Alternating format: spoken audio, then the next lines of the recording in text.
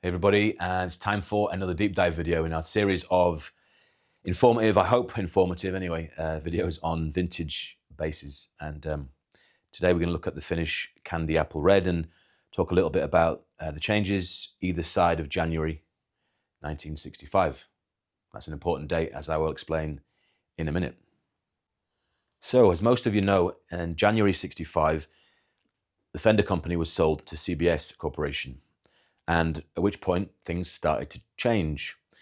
Arguably, things had started to change, the little small minutiae detailed in late 64 in preparation for the change, but the bigger changes came to things like finishes and the parts, pickguards and that kind of thing.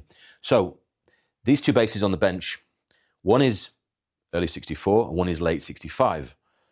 Now, that straddles either side of the takeover by CBS, so I'll show you the differences predominantly in the finish. Now, 63 Candy Apple Red appears in the custom color catalog for Fender as an option, and it replaces a color called Shell Pink.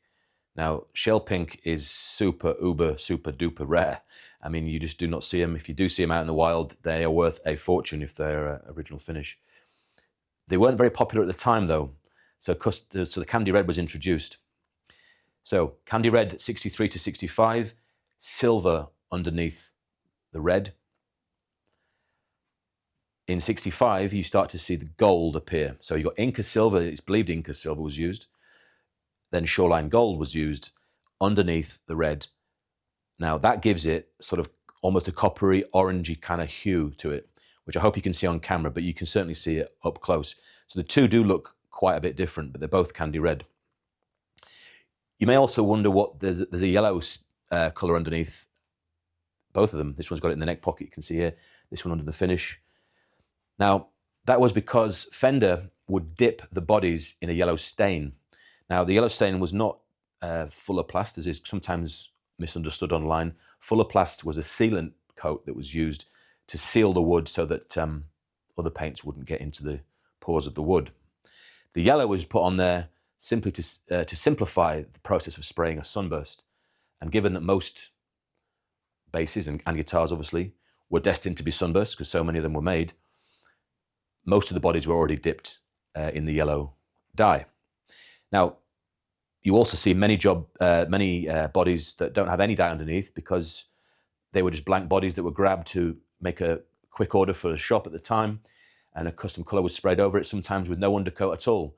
The undercoat you can see on this one is, first of all, you got a white, and it's kind of an off-white, and then it goes, and then there's a gold, and then of course the red. Now we'll do a little close-up of that so you can see it. As I said earlier, so we've got an L plate and we've got the F plate, which began late 65. Other little things to look for. You might be familiar with the term mint green pickguard. Well, on basses up again until about 65, you're going to see these guards, which are on custom colors. They mainly had the white guard, which is, as I say, referred to as sort of mint green. And that material was nitrate. And apparently it was stopped because it was highly flammable, so they'll be smoking your whatever you smoke next to it. You might set your hair on fire. In 65, there's a longer word for this, but I'm just going to call it plastic because it is basically plastic. There's a much longer three words, I think, to describe what this material actually is.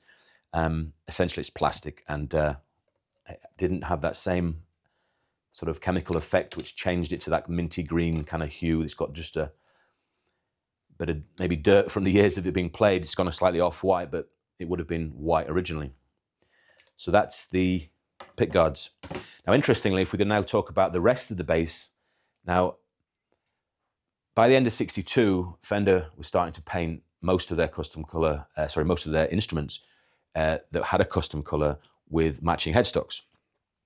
I'm sure you could order one without if you had that desire, but the majority of them had matching headstocks. Now, both of these basses have Candy Apple Red, obviously matching headstocks. They have unbound boards. The 64 has clay dots.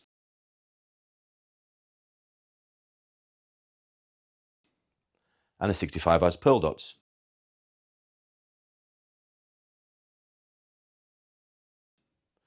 The 64 is dated to April of 64.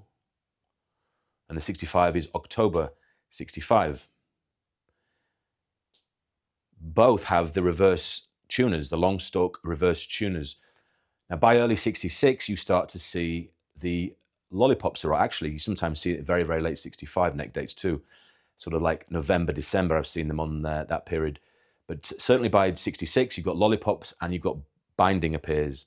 So binding and dots. And then by the end of 66, you got lollipops with binding and block inlays. That was the introduction of the block inlay. One final thing to say is the change in the color of the wind. If you really want to go there, dark maroon, purpley, kind of wine red color for pre-CBS right up until late 64, at which point it turned again more of a coppery color in late 64. Same color bobbins, and there you have it.